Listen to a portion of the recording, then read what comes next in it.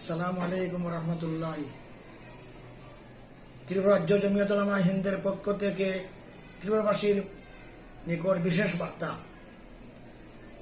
দেখেন, গত 5 আগস্ট 2024 বাংলাদেশের প্রধানমন্ত্রী শেখ হাসিনা দেশ ত্যাগের পর সে দেশের সংখ্যালঘু সহ অন্যান্যদের উপর হামলা হুজ্জতি অভিযোগ খবর রয়েছে। বিশেষভাবে কিছু পুলিশ কর্মীকে এবং সাংবাদিককে নৃশংসভাবে হত্যার অভিযোগও রয়েছে। বিভিন্ন স্থানে সংখ্যালঘু হিন্দুদের বাড়িঘরে ঢুকে লুটপাট এবং অগ্নিসংযোগের অভিযোগ উঠে আসছে। অভিযোগ রয়েছে কিছু মন্দিরের হামলার, যদিও সেখানকার সংখ্যাগুরু মুসলিম, মাদ্রাসার ছাত্রছাত্রী এবং আলেমরা মাঠে নেমে সংখ্যালঘুদের বাড়িঘর এবং ধর্মীয় প্রতিষ্ঠান রক্ষায় সচেষ্ট হয়েছেন। কিন্তু তারপরও বিক্ষিপ্তভাবে স্বার্থান্বেষী মহলের দ্বারা সংখ্যালঘুদের উপর আক্রমণের অভিযোগ জারি রয়েছে বলে আমরা বিভিন্ন সংবাদ মাধ্যমে দেখতে পাচ্ছি। আমরা ত্রিপুরা রাজ্য জমিয়তুল উলামা হিন্দের পক্ষ থেকে ওই সমস্ত ঘটনার তীব্র নিন্দা জানাই। আমরা চাই বাংলাদেশের সংখ্যালঘুদের নিরাপত্তা সুনিশ্চিত হোক। মুসলিম হিসাবে আমাদের দায়িত্ব আমাদের প্রতিবেশীদের সুখে দুঃখে অংশীদার হওয়া এবং তাদের অধিকার সুনিশ্চিত করা।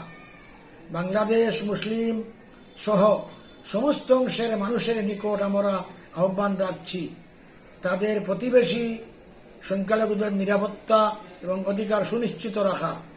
আমরা চাই বাংলাদেশে একজন সংখ্যালঘু নাগরিক যাতে কোনো ধরনের ধর্মীয় বিভেদ এবং হামলার শিকার না হন।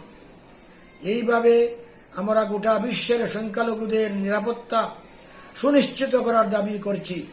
আমরা চাই বিশ্বের প্রতিটি দেশে প্রতিটি সংখ্যালঘু নাগরিক তাদের আর্থসামাজিক এবং ধর্মীয় অধিকার সুনিশ্চিত থাকুক। বাংলাদেশে সংখ্যালঘু নির্যাতনের প্রতিটি ঘটনা সুষ্ঠুভাবে তদন্তক্রমে বিচার করা সহ তাদের অধিকার ফিরিয়ে দিতে অন্তর্বর্তীকালীন সরকারের প্রতি আমরা দাবি রাখছি। সরকার যেন কঠোর হাতে দুষ্কৃতকারীদের দমন করে শান্তি ও শৃঙ্খলা বজায় রাখেন। এইভাবে আমরা জানতে পেরেছি বাংলাদেশের ঘটনাকে কেন্দ্র করে অনেকে পরিকল্পিতভাবে সামাজিক মাধ্যমে পুরানো ছবি এবং ভিডিও সরিয়ে বিভ্রান্তি তৈরি করার চেষ্টা করছেন। চেষ্টা হচ্ছে রাজ্যের এবং দেশের শান্তি সম্প্রীতির পরিবেশকে নষ্ট করার। আমরা সেই সব ঘটনার নিন্দা জানাচ্ছি এবং পুলিশ প্রশাসনকে এই বিষয়ে সতর্ক দৃষ্টি রাখার আবেদন রাখছি।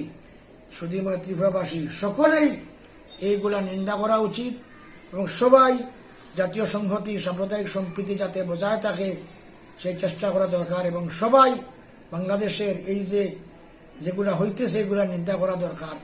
ইতিমধ্যে তৈয়ুর রহমান, সভাপতি, ত্রিপুরা রাজ্য জমিয়তুল উলামা হিন্দ।